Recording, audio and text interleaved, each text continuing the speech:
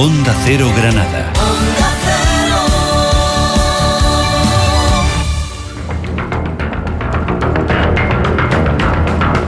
Como saben, el pasado día 7 comenzó una nueva campaña de la declaración de la renta, aunque a diferencia de las anteriores, la dedicada este año y la delicada situación laboral provocada por el COVID-19 ha hecho que esta edición esté marcada por los ERTE.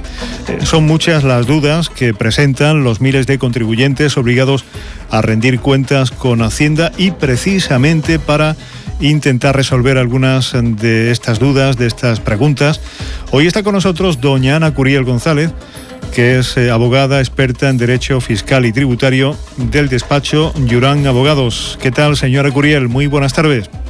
Hola, muy buenas tardes. Bueno, pues si a usted le parece, yo le planteo que entendemos, a lo mejor, ¿no?, que lo primero que seguramente quieren saber algunos de nuestros oyentes es si están obligados o no a realizar la declaración de la renta. Sí, de hecho existe obligación de presentar la renta cuando la cantidad percibida como rendimiento del trabajo supera los 22.000 euros. Pero también existe otro límite, que es cuando existan dos o más pagadores que superen los 14.000 euros en total. Y en este caso sí es importante hacer referencia a aquellas personas que han estado cobrando alguna prestación de ERTE en este último año, puesto que el SEPE cuenta como un pagador independiente. Es decir, que si, por ejemplo, un trabajador ha percibido 12.500 euros de su empresa y además 2.000 euros de ERTE, tendrá obligación sí o sí de presentar su renta.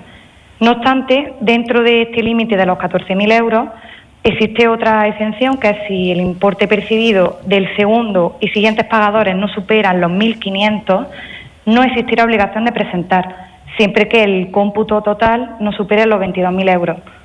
Y bueno, por último, lo importante que es el plazo de presentación, que como bien has comentado antes, empezó el pasado 7 de abril y finalizará el 30 de junio. Aunque que le salga el resultado de ingresar y quiera domiciliar el pago, que siempre es lo más cómodo, digamos, pues solo tendrá hasta el 25 de junio. Muy bien, bueno, ¿y qué ocurre, abogada, en el caso de las personas casadas? ¿Cómo pueden beneficiarse de esa situación? Bueno, para las personas casadas sí existe la posibilidad de hacer la tributación conjunta y en este caso hay una reducción de 3.400 euros. Lo que pasa es que no siempre es más ventajoso hacer la declaración de la renta conjunta. Depende de la situación familiar y personal de cada unidad, de los hijos que tengan en común y, por supuesto, de lo que haya cobrado cada uno como rendimiento del trabajo.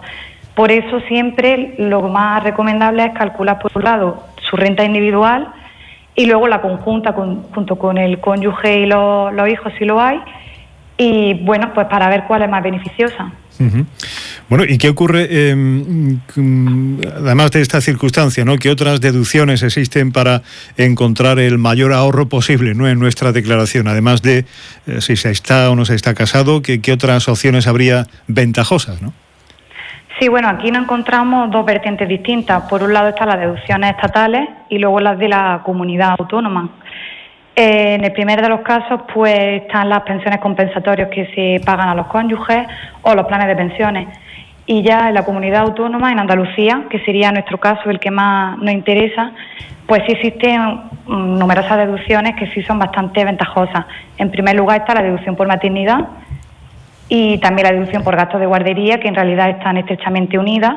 Y también nos encontramos con la deducción por cantidad invertida en el alquiler de la vivienda habitual. Esta última deducción solo es para los menores de 35 años y siempre que la fianza esté depositada en la Junta de Andalucía. Por eso es muy importante, antes de que finalice el año, pues bueno, vea un poco la situación en la que se encuentra su arrendamiento y si el casero le ha depositado la fianza. Y por último, este año sí que hay una nueva deducción en nuestra comunidad, que es una reducción del 15% de las cantidades donadas al Servicio Andaluz de Salud para la lucha contra el COVID. Aunque sea el 15%, tiene un límite que sería de 500 euros.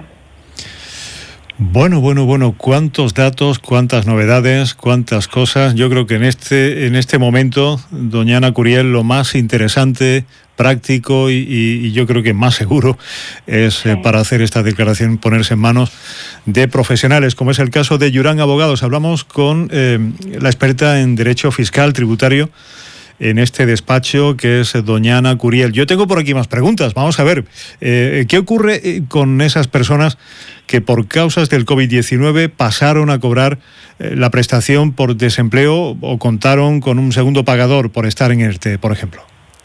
Sí, bueno, esto es tal y como comentaba un poco al principio de la entrevista, que el hecho de haber recibido una prestación de ERTE o una prestación por desempleo puede conllevar a la obligatoriedad de presentar la declaración, porque en lugar de tener un pagador van a existir varios.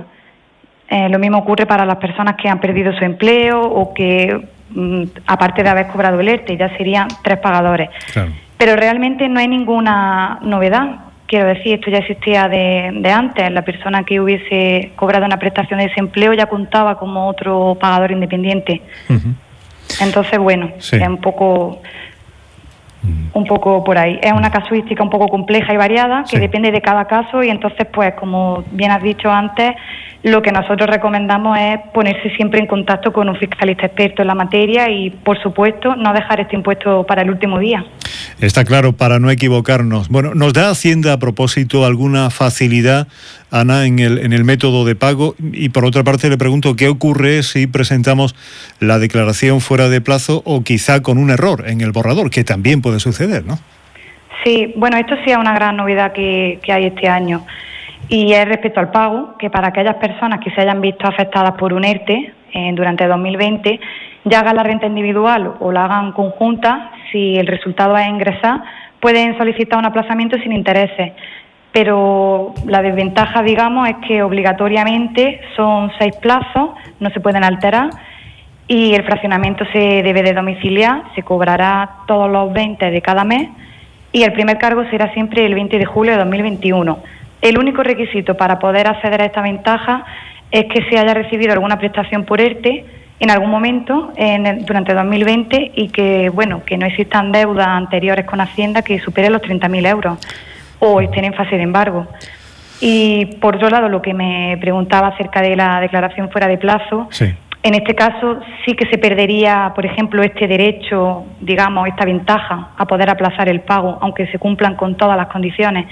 Y además es importante recordar que cualquier impuesto que se presente fuera de plazo conlleva automáticamente un recargo extemporáneo del 5, del 10, del 15 o del 20%. Depende un poco de los meses que hayan transcurrido desde la finalización del periodo. Uh-huh. Y ya por último, en el caso de, por ejemplo, presentar la renta en plazo, pero después nos damos cuenta de que contiene algún error, para corregir esto hay 2 vías. Se puede hacer una declaración complementaria, que será simplemente cuando el fallo sea a favor de Hacienda, o sea, que salga más ingresar, por ejemplo, o una declaración rectificativa si el error cometido supone un perjuicio para la Administración. Si ambas se presentan dentro del plazo, es decir, antes del 30 de junio, no llevaría ningún recargo, aunque sea complementaria, pero si se hace a partir del 30 de junio, sí llevará el recargo extemporáneo que comentaba anteriormente.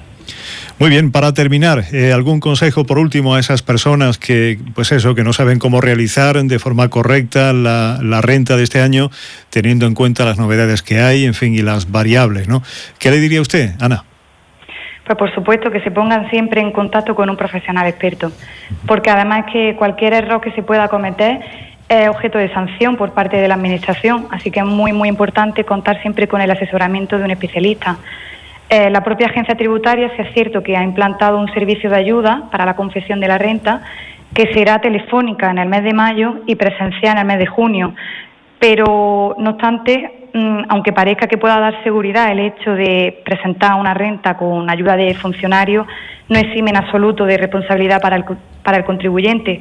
Por eso siempre es altamente recomendable acudir a un despacho profesional o un asesor fiscal o algún experto.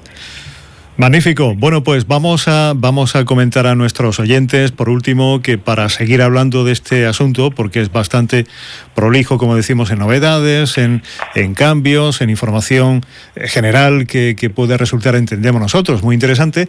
El próximo martes, el martes de la próxima semana, de nuevo estarán con nosotros los amigos de Yurán Abogados para despejar dudas. Y si tienen algún tipo de consulta profesional o algo que que preguntar o solicitar una cita con algún experto en esta materia, ya saben que el 858-123-544, 858-123-544 es la centralita de Yurán Abogados.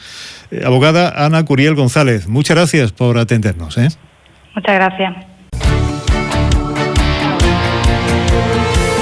Onda Cero Granada.